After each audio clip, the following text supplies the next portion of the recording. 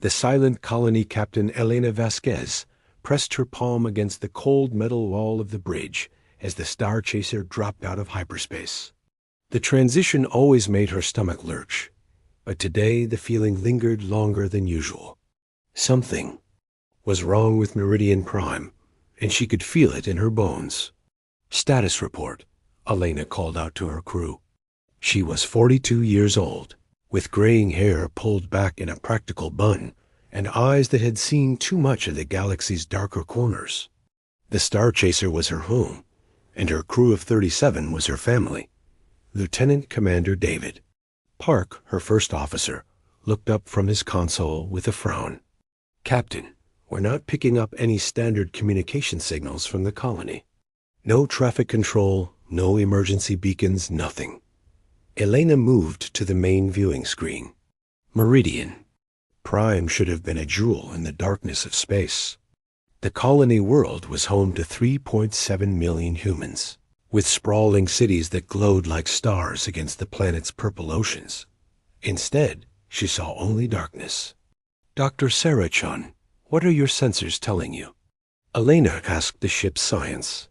Officer Sarah was a young woman in her early 30s, brilliant but still green when it came to deep space exploration. She worked frantically at her station, her fingers dancing across holographic displays. "Captain, I'm reading massive energy residue in the atmosphere. The signatures are unlike anything in our databases, but there's something else." "What is?" The planet's surface temperature has dropped by 15 degrees across all continents. It's like something absorbed all the heat from the major population centers. Communications Officer Maria Santos spoke up from her station. "Captain, I'm trying to reach the orbital defense platforms." Meridian Prime had 12 military satellites protecting the system. "I can't find any of them." Elena felt a chill run down her spine. 12 military satellites didn't just disappear. Each one was the size of a small city and carried enough firepower to level continents. All stop battle stations.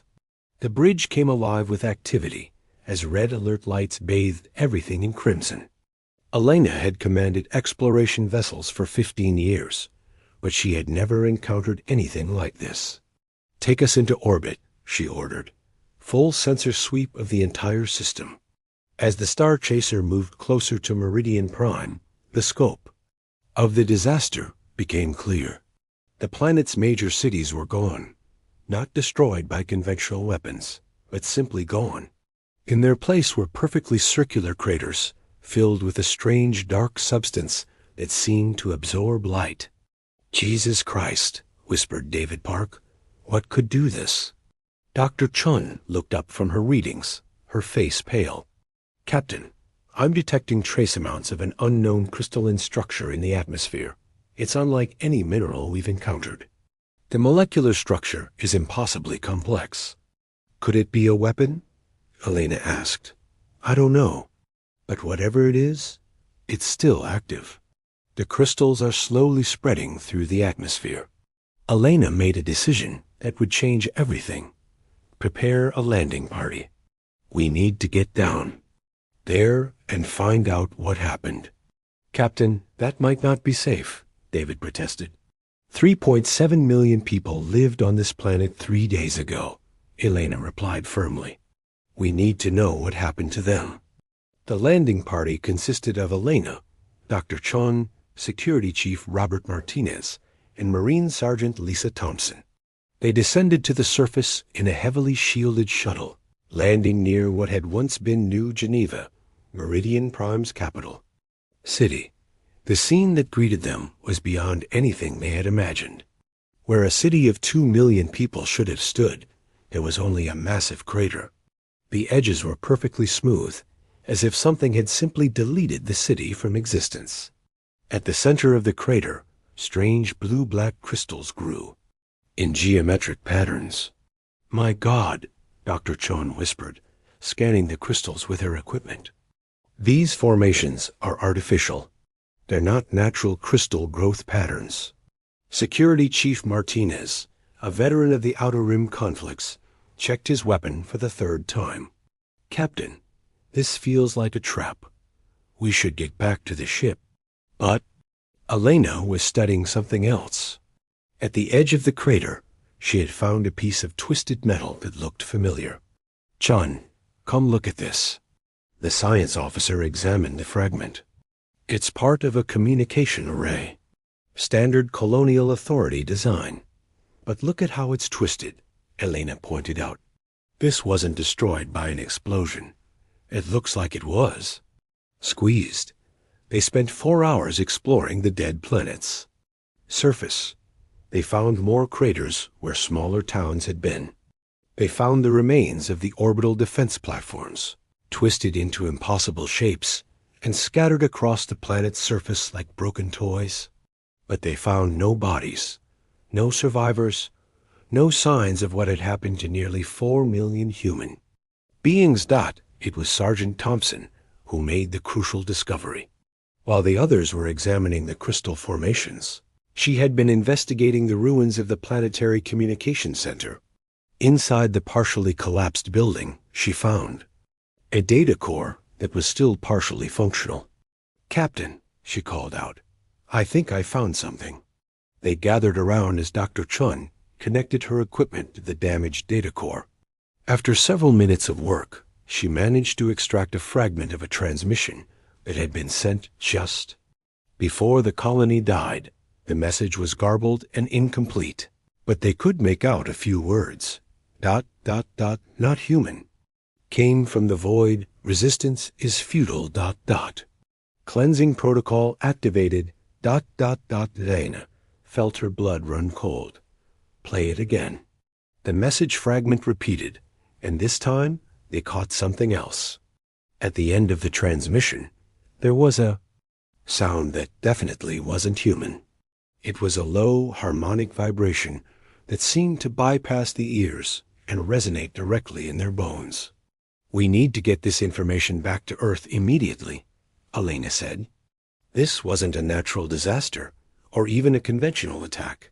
Someone or something deliberately exterminated this entire colony. As they prepared to leave Meridian Prime, Dr. Chun made one final discovery. Her sensors detected a pattern in the crystal formations that covered the planet's surface. From orbit, the crystals formed a message written in mathematical symbols that any intelligent species would recognize. The message was simple and terrifying. First of many, inferior species will be cleansed. The void remembers all. Back aboard the Star Chaser, Elena composed the most important message of her life. She encrypted it with the highest security codes and aimed toward Earth, knowing it would take 3 weeks to reach the Sol system. "Emergency Priority 1 transmission to Colonial Command," she began. "Captain Elena Vasquez, registration number 7749 Alpha, commanding exploration vessel Star Chaser. Meridian Prime Colony has been completely destroyed by unknown hostile forces. All 3.7 million colonists are presumed dead. Evidence suggests advanced alien technology far beyond our current capabilities. The attackers have left a message indicating this is only the beginning of a larger campaign against humanity. Request immediate military response and evacuation of all Outer Rim colonies. Humanity is not alone in the universe, and we are not welcome." Elena sealed the message and sent it racing toward Earth. Then she turned to her crew. "Set course for the nearest Colonial Authority outpost. We need to warn everyone we can find." As the Star Chaser jumped to hyperspace, leaving behind the dead world of Meridian Prime, Elena couldn't know that her message would arrive at a moment when humanity was more prepared for war than she could possibly imagine. For 40 years, in secret shipyards hidden throughout human space, the greatest military force in galactic history had been waiting for exactly this moment. The aliens who had destroyed Meridian Prime thought they were hunting helpless prey. They were about to learn that humanity had been preparing for this day for decades, and the response would be swift, overwhelming, and absolutely merciless. In the depths of space, 700,000 human warships were already beginning to move. Asterisk. The awakening Fleet Admiral Marcus Chon stood in the observation deck of Luna Station, watching Earth turn slowly below him. A blue and white marble looked peaceful in the darkness of space, but Marcus knew that peace was about to end. In his hand, he held the encrypted message from Captain Vasquez, and every word burned like acid in his mind. Marcus was 61 years old, a career military officer who had spent his entire adult life preparing for a war he hoped would never come. His gray hair was cut military short, and his dark eyes had seen more classified briefings than any human should have to endure. Today, all those years of preparation were about to be put to the test. "Sir," came a voice behind him. Marcus turned to see Commander Janet Williams, his aide-de-camp, approaching with a tablet in her hands. "The Emergency Council is assembled and waiting for your briefing." Marcus nodded and followed her to the most secure conference room in human space. The chamber was buried deep within Luna Station, protected by layers of armor and shielding that could withstand a direct nuclear strike. Around the circular table sat the 12 most powerful military leaders in human civilization. "Ladies and gentlemen," Marcus began, activating the holographic display in the center of the table. 3 hours ago, we received this transmission from Captain Elena Vasquez of the exploration vessel Star Chaser. The room fell silent as the message played. When it ended, the silence stretched even longer. Finally, General Patricia Hayes, the head of Colonial Defense, spoke up. "How certain are we that this is genuine?" "Captain Vasquez's credentials check out completely," Marcus replied. "She's been in deep space exploration for 15 years. Exemplary record. More importantly, our long-range sensors have confirmed her report. Meridian Prime is dark." Admiral Sarah Rodriguez, commander of the Home Fleet, leaned forward. "Marcus, what you're describing sounds like a genocide. An entire colony wiped out. Without warning, without survivors, without even bodies left behind." "That's exactly what it is," Marcus said grimly. "And according to the message left by the attackers, it's only the beginning." Director James Park, head of Colonial Intelligence, cleared his throat. "Admiral Chun, in your assessment, what are we dealing with here?" Marcus had been dreading this question, but he answered honestly. "Based on the evidence, we're facing an alien species with technology far in advance of our own. It can destroy entire planets, make military installations disappear, and do it all without leaving traditional battle damage.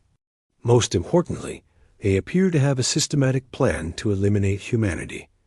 The room erupted in worried murmurs. General Hayes raised her hand for silence. "What do you recommend, Admiral?" Marcus stood up and walked to the center of the room. "I recommend we activate Project Titan immediately." The reaction was immediate. Some officers looked confused, while others who knew about the project sat up straighter in their chairs. Director Park looked shocked. "Marcus, are you certain?" "Project Titan has been theoretical for 4 decades. We've never actually." "The project is not theoretical," Marcus interrupted. "It's been fully operational for the past 15 years. We've just been waiting for the right moment to reveal it."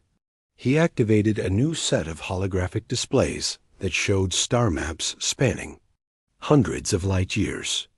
Scattered across the map were small icons marking various star systems, far more than the publicly known human colonies. For 40 years, since the first deep space exploration missions, a select group of military leaders have been preparing for exactly this scenario. We call it Project Titan, and it's the largest military construction project in human history. The display zoomed in on one of the marked systems. It showed a massive industrial complex built into a series of asteroids, with hundreds of robotic construction facilities working around the clock. In 200 star systems throughout human space, we have built automated shipyards. Each facility is completely self-sufficient, with AI-controlled mining operations, manufacturing plants, and assembly lines. For 4 decades, these facilities have been building warships using designs that are decades ahead of our publicly known technology. Admiral Rodriguez stared at the display in amazement. "How many ships are we talking about?" Marcus smiled grimly. 700,000 combat vessels, each one designed specifically for deep space warfare against unknown threats. The room went completely silent. General Hayes finally found her voice. "That's impossible. 700,000 ships would require resources we don't have, industrial capacity that doesn't exist. The facilities are completely automated," Marcus explained. "Robot miners extract raw materials from asteroids and gas giants. AI systems design and build the ships. Human oversight is minimal and conducted entirely through remote links. The project has been so compartmentalized that fewer than 1,000 people in all of human space knew the full scope." He activated another display showing a sleek, deadly-looking warship. "This is the Nemesis-class battleship. Each one is 5 kilometers long and carries enough firepower to crack a moon. They're equipped with fusion pulse cannons, quantum torpedo launchers, and something we call void disruptors." "What's a void disruptor?" asked General Hayes. "It's a weapon that can destabilize the quantum structure of matter at the subatomic level. Nothing we know of can defend against it." Director Park was studying the data on his tablet. "Admiral, the crew requirements for a fleet this size would be enormous. We don't have that many trained personnel." "We've been training them," Marcus replied. "Every person who has ever served in the Colonial Defense Force, the Merchant Marine, or even civilian deep space operations has been receiving additional training through what they thought were simulation exercises. We've been preparing 3 million people for this moment without them knowing it." Commander Williams handed Marcus another tablet. "Sir, we're receiving confirmation signals from the automated facilities. All shipyards are reporting ready status." Marcus nodded and turned back to the council. "The question before us is simple. An alien species has declared war on humanity by destroying an entire colony. They appear to believe we're helpless prey. Do we prove them wrong?" The vote was unanimous. Over the next 24 hours, something unprecedented happened across human civilization. On Earth, Mars, Europa, Titan, and hundreds of smaller colonies, people received priority messages on their personal communicators. The messages were simple. "Report to your designated mobilization point immediately. Humanity needs you." The response was overwhelming. 97% of contacted personnel reported within the required timeframe. Families said goodbye to their loved ones, not knowing when they would return. Workers left their jobs, students left their schools, and retirees came out of comfortable retirement to serve their species. Captain David Kim had been running a small cargo hauling business in the Vega system when he received his mobilization order. 3 days later, he found himself on the bridge of the battleship Righteous Fury, staring at weapon systems he had never seen before, but somehow knew how to operate. "How is this possible?" he asked his tactical officer, Lieutenant Sarah Morrison. "I've never seen these controls before, but I know exactly how to use them." Sarah, who had been a colonial police officer just days before, was experiencing the same thing. The training simulations, she realized, they weren't simulations at all. They were actual weapon system tutorials disguised as games. Meanwhile, in the hidden shipyards throughout human space, the greatest military mobilization in galactic history was underway. Automated systems that had been building ships for decades suddenly activated their final assembly protocols. Ships that had been waiting in storage for years were brought online and armed. Admiral Marcus Chun stood on the bridge of his flagship, the Terra's Vengeance, and watched as his fleet assembled. The ship was a monument to human engineering, bristling with weapons that could tear apart planets, and powered by engines that could bend space itself. "Status report," he called out to his crew. "First battle group reports ready for deployment," his communications officer announced.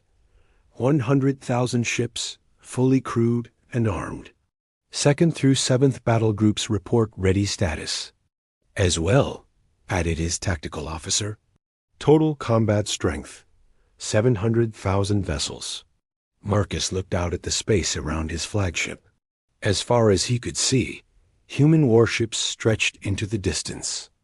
The combined fleet was larger than most people had thought possible, representing the labor of millions of robotic workers over 4 decades. "Admiral," his science officer reported, "we're receiving intelligence data from our deep space monitoring stations. The aliens that destroyed Meridian Prime appear to be moving toward the Centauri system. If they maintain their current course, they'll reach Alpha Centauri in 6 days." Alpha Centauri was home to 12 million humans across 3 planets. It was one of humanity's oldest and most important colonies. Marcus made his decision. "Signal all battle groups. We're moving to intercept. Time to show these aliens what happens when someone threatens humanity." As the massive human fleet began to move, their combined engine signatures created a light show visible from hundreds of light years away. The aliens who had destroyed Meridian Prime were expecting to hunt helpless prey.